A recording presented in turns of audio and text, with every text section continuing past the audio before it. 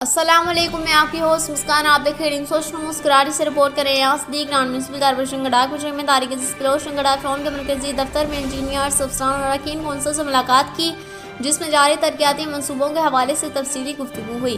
اس موقع پر چیئرمین طارق عزیز بلوچ نے کہا کہ گڈا فرون کی ترقی اور عوام کی فلاح و بہبود ہماری اولین ترجیحات میں شامل ہے۔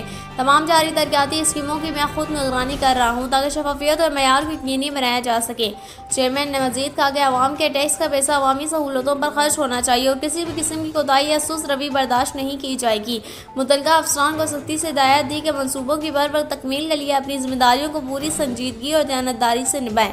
انجینئرز مرتضی عرفان جوئی اور ارشد بلوچ نے ترقیاتی منصوبوں کی موجودہ پیش رفت درپیش مسائل پر بریفنگ دی۔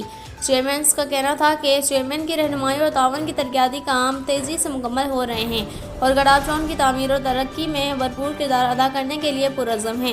تمام منصوبوں کو مقررہ وقت میں مکمل کر کے عوام کو ریلیف فراہم کیا جائے گا۔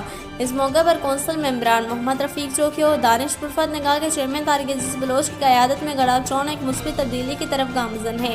ترقیاتی منصوبوں میں جس انداز سے شفافیت، برق رفتار اور معیار کو یقینی بنایا جا رہا ہے وہ قابل تحسین ہے۔ دونوں اراکین نے اس بات پر زور دیا کہ یونین کونسلز کی سطح پر ترقیاتی کاموں کا دائرہ مزید وسیع کیا جا رہا ہے تاکہ گڈا فرون کے ہر شہری کو بنیادی سہولتیں میسر آ سکیں۔